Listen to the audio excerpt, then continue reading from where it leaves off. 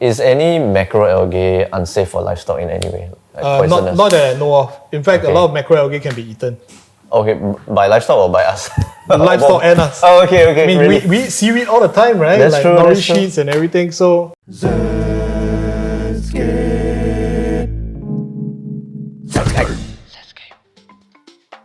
Hey guys, welcome back to Zenscape, where we experience the divine through aqua design. Today we are at the studio of Ikan Billy, aka Little Ong, going to chat a little bit more about macroalgae, so stick around to find out how difficult or easy keeping macroalgae is. Let's dive in.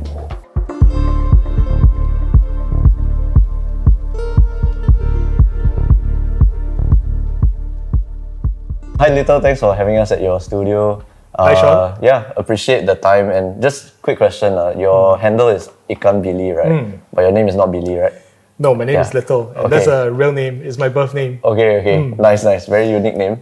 Thank you. First time I've heard of it. Yeah, I haven't encountered anyone else with that name. But Okay. it's my birth name. My granddad gave it to me. Interesting. Yeah, Okay. I was his first grandchild.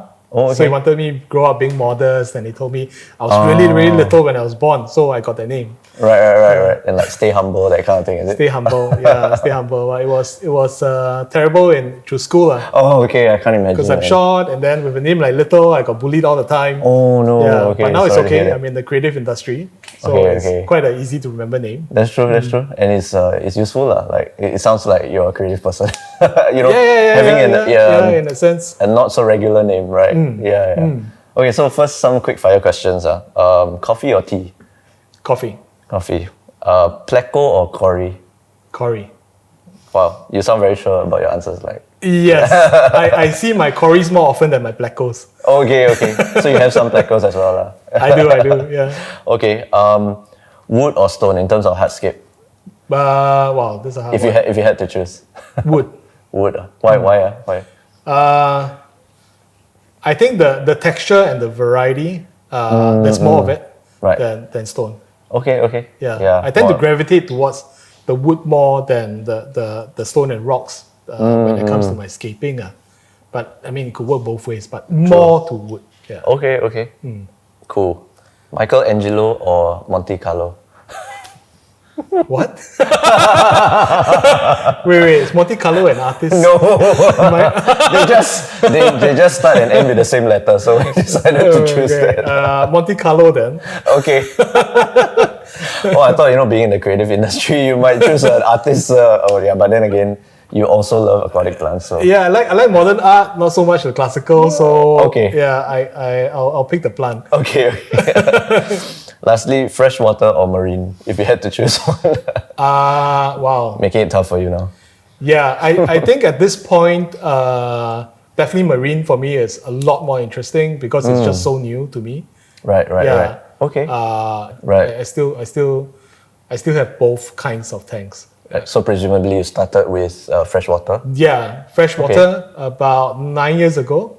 Oh, okay. Yeah, about 9 years ago. So, but why do you actually start get into aquariums and that kind of thing? So I've always liked pets my whole life. I've got like 40 hamsters at one point, got dogs, cats, 40 birds. 40 or 40. 14? Oh. They kept breeding. Okay. Every time I go to a pet shop, I'm like, wow, I don't have a black one. I don't have a long-haired one. And then the pet shop is just a few doors away. I used to live in a shop house in Little India when I was growing up. So it was just the next block. And then I would constantly go there. Right. And then persuade my grandfather or my mom to buy for me.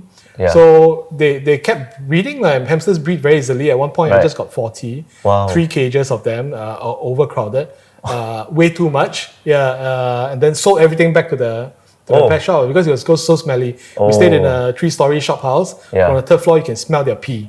Oh, from the 3rd floor? Yeah. So it got very bad. But yeah, I've always liked pets, like tortoises, turtles. I kept everything, guinea pigs running around. Right. So I fished back then as well, but that was really just keeping fish, right? You have a tank and then you just keep fish. But the the aquarium part came in only about 9 years ago, and it was triggered by my son. He was about one year plus then, and then we wanted him to have some pets. Yeah. kind of like give him like the mortality of life through taking care of animals and all that. And we went longkang fishing at Mainland Farm.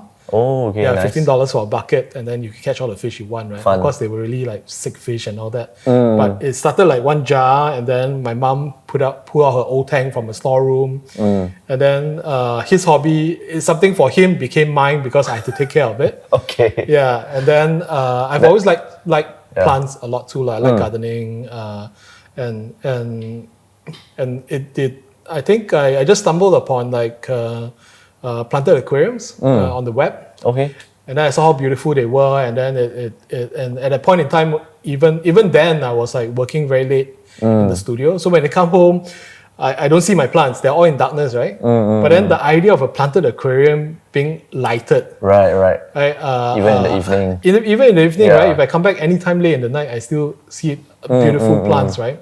So that really inspired me to figure it out. To get them to stop dying. Okay. Get them to grow beautifully. Right. So it became my hobby. I started. And even at that time, I didn't know where it would go. I went to Carousel, to buy a $20 old tank, which is still there now today. It's still my main community tank at home. Like scratched up old tank, but. That is my training ground. It went through really a lot. Change of light, change filters, like the Hardscape keep changing with the fish still inside. 9 years, I can't imagine 9 years, but the idea was, for me, it was really how to get a planted tank right. How to give him all I can so that I can get out all I want. It's like the challenge of it. And also the outcome, like having that prize in mind. This is my vision. I want to achieve it, kind of thing. Exactly. It's always there. Like, and I don't back down from challenges. So I find that that keeps things very interesting. From that point, it's really of not just thinking about the ecology of it, right? How to get it balanced with the animals I have, with the plants I have, and then through time, like keep changing the scape as well, just to find a balance I'm satisfied with for that moment. Right. Just scratch that itch, and then maybe 2-3 months later, you might change it up again. Change it out. Look at it. It's like, okay, I could do this a bit better. Let's try this out. Right. Okay. It's fun. So that way. I noticed you do a lot of freshwater, a lot of macroalgae as well. There are so many forms of scaping, the terrariums and different things, right? So what actually brought you to macroalgae specifically? So this has been quite an interesting journey in macroalgae. I've only been in it for about 1.5 years. Because I follow a lot of people on Instagram, and the people who are doing macroalgae were only a few. So there's like Tiger Boy, there's Sono Aqua FM, there's H. You mean locally, right? No, overseas. There's no one locally doing it. Okay. There's no one doing it. Right. So I saw these guys doing it, and the intense colors that you have from macroalgae, and got me very curious. And being that I've never thought about doing saltwater, because all I hear about saltwater marine tanks is that coral, right? And expensive. Yes. And a lot of intense care and considerations you need to do. So I never thought of doing a marine tank. Right. But being that macroalgae is also plants, right? It got me very curious about whether it's possible to do it here. And it just didn't occur to me that we are in the tropics. Right. So actually that's where a lot of macroalgae is growing, available and grown. Right. So it took a while. And one time I stumbled upon a series of videos called Our Seas, Our Legacy. It was a series of like 4 or 5 videos that showed how our coastline has developed and how different agencies and different people were improving our water, right? So from how our rivers have been cleaned up, that in effect it affects also our coastline, and some of the videos they were showing like corals growing very near inland, like at Keppel, Right. the piers at Keppel and all that. And through those videos, I saw like, hey, that looks like macroalgae, growing out the rocks, right? Yeah. And then it just occurred to me, okay, if they're on those rocks, maybe I can find them on our beaches. So I started going to beaches to walk, like Changi and places to walk. And then sometimes I'll find some, right? Wow. So I started researching a lot more, and then I realized that there are people doing intertidal walks, Oh, okay. right? And What are those? so during low tide, people will walk the beaches to explore and look at intertidal creatures. Basically, there to see the intertidal creatures, like anemones, or you go Changi, you can find seahorses, you can find large shellfish, crabs, shrimps, stuff like that. And people go for these walks. So then I realized that, okay, I saw in those photos that the macroalgae, or the seaweed that were exposed, right? Because the tide goes low. And it occurred to me, okay, I can only go there during low tide. Yeah, so because I've gone to a lot of these beaches and I hit and miss thing. Sometimes I find, sometimes I don't, Yeah. But because I go, a lot of these times I go, the tide is too high. So I don't see them. And if the tide is high, the currents are strong, a lot of the seaweed don't get washed up, they get washed away. Or you go at different times of the day, NEA would have already been there and they swept up the beaches clean, because that's what they do every day. Okay. There's a lot of money that our government invests in keeping our beaches clean. Yeah. Right? So every day there are groups of cleaners that prowl our beaches and sweep up everything. Oh, okay. Yeah, so there are all these things that I gathered and found, and now I know how to find out about low tides. Now I know which beaches would have more seaweed and macroalgae available, and what kinds would be available then. But even so, it's been, for me, what makes it very interesting is that I still don't know a lot about it. Okay. Even 1 year in. It's like when we started Freshwater, right? Freshwater planted tank. The first year, I was just killing a lot of plants. Right. Figuring out, right? How, what's the amount of light I need, and then what kind of substrate I need, how to get rid of algae. It's just killing a lot of stuff, right? Yeah. That for me is that first year in macroalgae, I ended up like making a lot of seaweed soup, basically. Oh, yeah. Melted out? All melted, melted, died, it's just figuring out how to get them alive, and now second year in, I'm a bit clearer on what their requirements are. But still, there's a lot of areas, unknowns, still a lot of unknowns, still figuring out. But it's improving, and I have a small group of friends that we're all very interested in, and we're constantly like sharing ideas, and we're going for walks together during low tides to find things.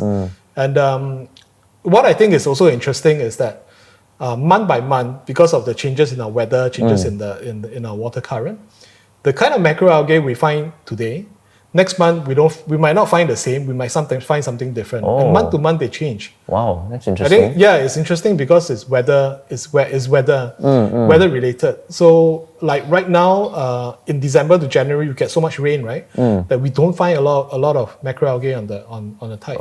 In the tides, because I think either the current washes them away. There's not enough nutrients gathering there for the plants to grow.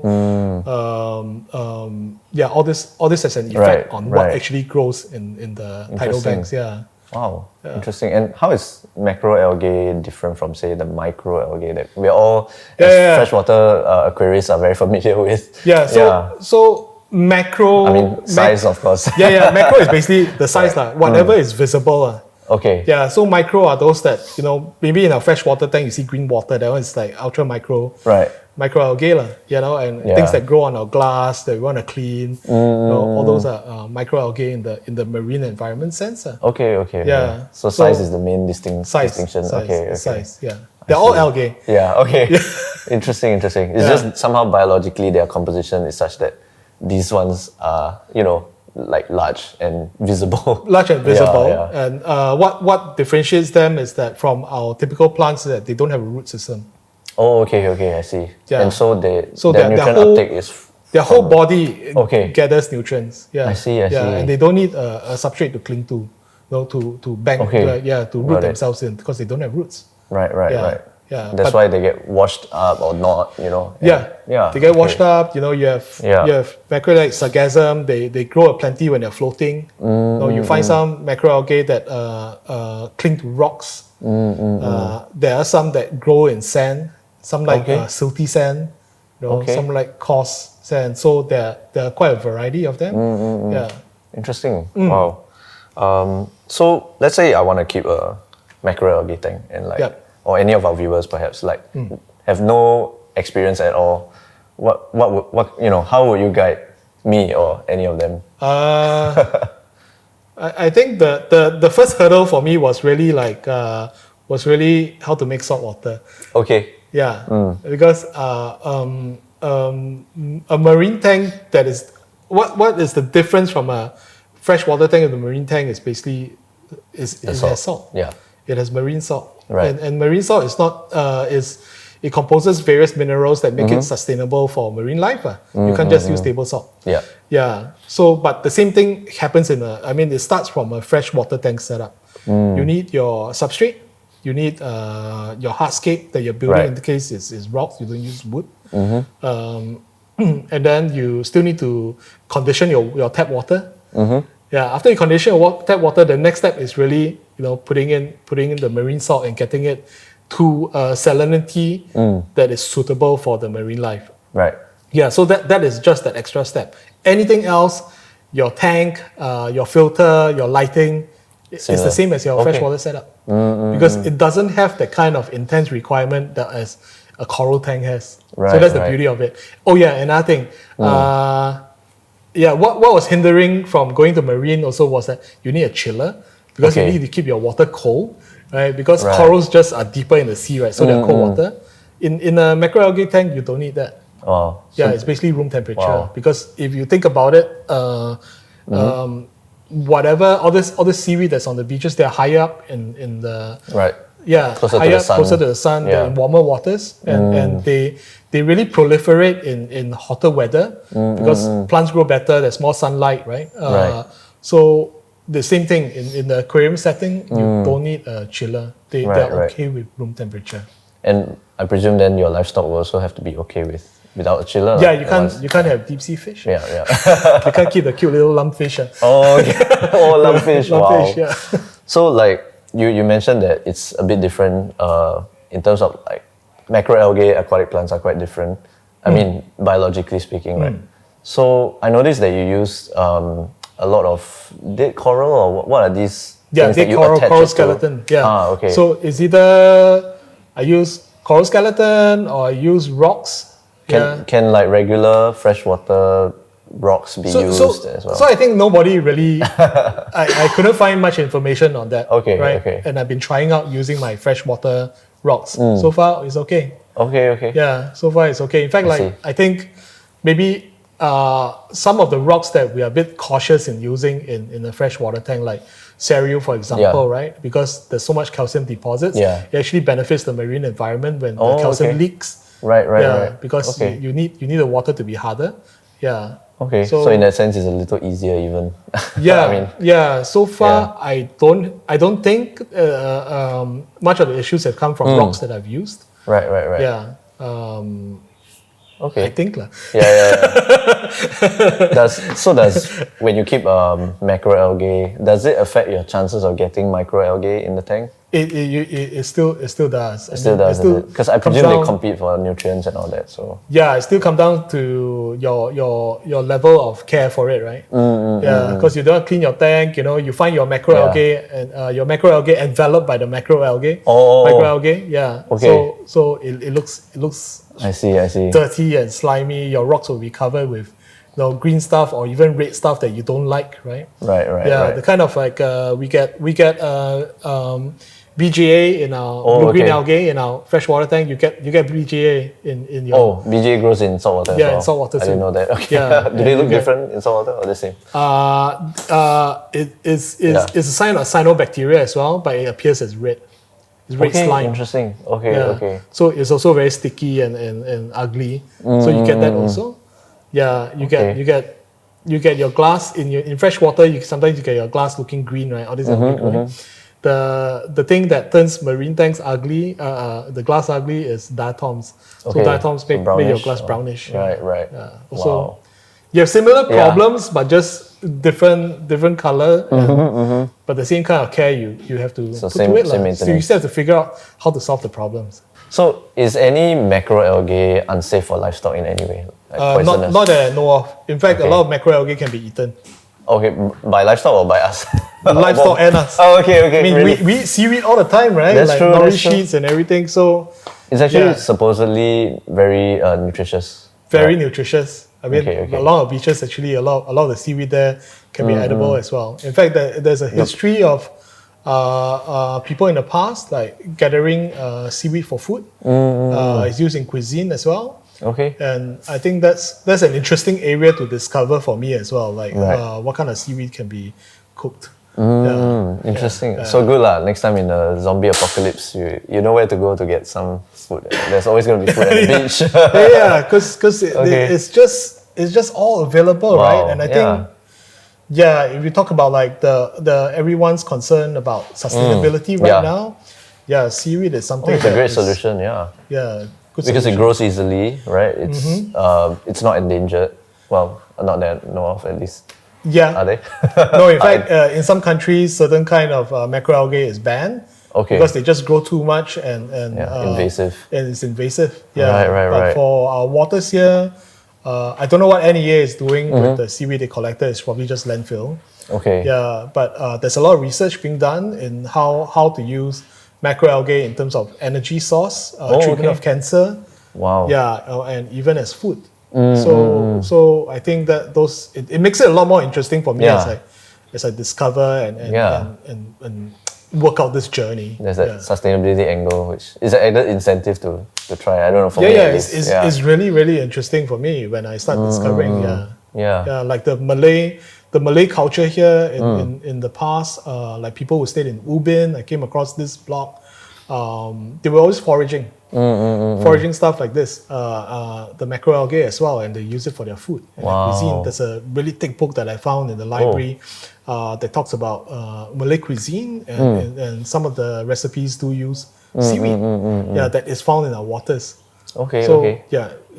It's quite a curious thing. Yeah. Interesting. So when you say seaweed, is it synonymous with the word macroalgae? So seaweed and macroalgae equals. It's the same thing. It's the same thing. Yeah, it's the same thing. Right. Okay, cool.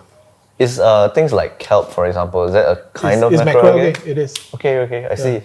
Wow, very interesting. Like too big to put in aquariums. Yeah, a little bit, yeah. But big enough to cook for a large meal. Yeah. That's a good thing. Yeah.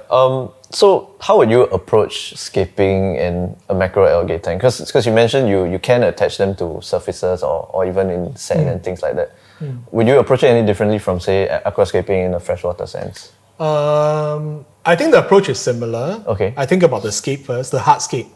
Yeah, so in this sense, the hardscape are made out of rocks and stones or coral skeletons. Right? So I think about what kind of hardscape I want to build first. And with the available macroalgae I have as well, consider where they will be placed. It's very similar in that sense. Yeah. I see. With macroalgae, what I've discovered is because they are not substrate based, right? Not like your freshwater plants where you're always plunging into the soil. There's a lot of attaching involved. Okay, gluing. Okay. Yeah, whether gluing or rubber banding them together, right, depending on what you have. So those are the two techniques that you can use, or hedging them between rocks. So your hardscape could also be just layers of rocks that you can hedge macroalgae in between. Right. Yeah, those three techniques are basically how you can approach a macroalgae tank. Okay. Are there any considerations to using like freshwater friendly driftwood and things like that in the saltwater? You can't because do they disintegrate and stuff like that? Or what happens? Over time they do because of salt, right? And also they lower the pH. Yeah, that's true. Which you can't afford in a marine tank. But I think it's interesting if I can try out a driftwood tank. Because you find all this driftwood coming out on our beaches, right? Washing up, right? I wonder how they will be in the long term. That would be interesting. That would be a new experiment. So what is one pro tip you might give to keepers or would-be keepers of macroalgae now that this is something that hopefully will start to catch on and become more and more popular? Fertilizing. Okay, tell us more about that. Because after 1 year of trying to keep them alive, I realized what they were really lacking on was food. Yeah, that was the main thing. That was actually the main thing, that they keep dying month after month because there's not enough nutrition, because they're not like freshwater plants where they get soil to draw their nutrients from, right? Even after like your soil is depleted, there's all these micronutrients in the water that in the soil that they can still draw on. They won't grow really well, but they can still stay more or less alive for many months more, right? And then you keep a lot more livestock inside a freshwater tank, so it gives your plants nutrients to grow. But in a marine tank, in a macroalgae tank, the environment doesn't have any nutrients at all. They don't have any nutrients from your sand or coral chips you're using them, nothing, you see. Right. And then you only keep a few livestock. There's not enough to sustain the macroalgae there. So what really needs to happen is to have constant dosing. So in a way, treat them like epiphyte plants, basically, like that draw nutrients from the water column, right? Yeah. They basically draw from the water column. So you have to have a dosing regime. And would the fertilizers you might use be the same as, say, for a freshwater? They're different. It's just the compositions are different. The ratios of nutrients and all that. Ratios of nutrients. The ratios are different. And there are specific nutrients that they require and freshwater plants don't require as well. For me, the fertilization came in on the second year, right? So I'm still, me and my group of friends, we only started like dosing in the last few months, and there's a big dramatic change. It's like we have less macroalgae dying, right? And they grow better, they look better, but we are still trying to figure out what exactly they need. And also because we collect such a great variety, because we're in Singapore, right? Our beaches have so much macroalgae. Like if we bother to see, that we don't have a clear understanding of why some of them still don't do as well as others.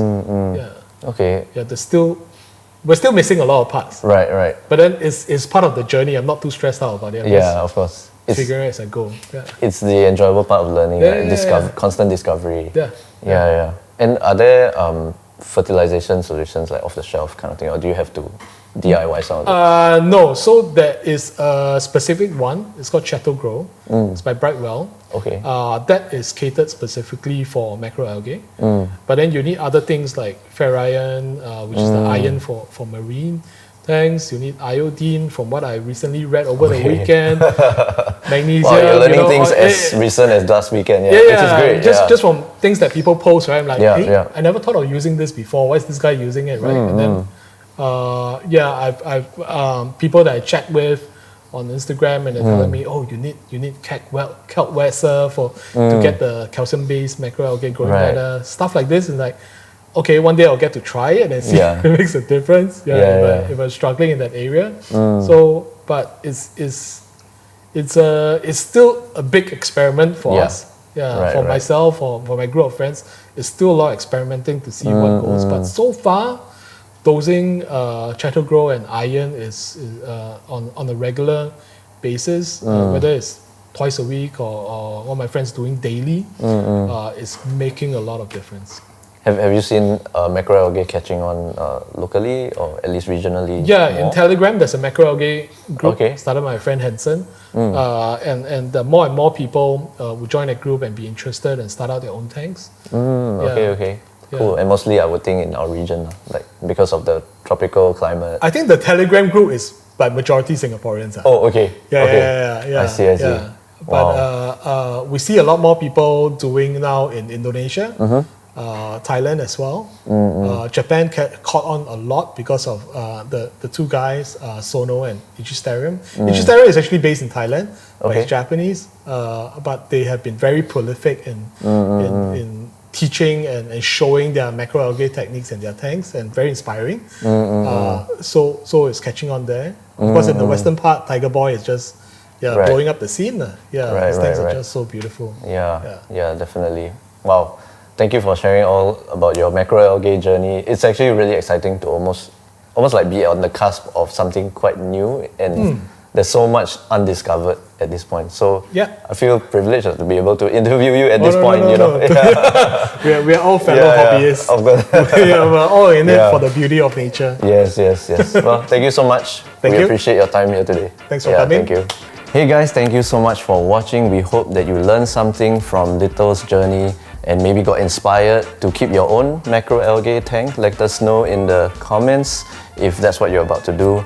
Also remember to like, share and subscribe this video. Keep the notification bell on so you know when we got something new for you. Until next time, scape zenly.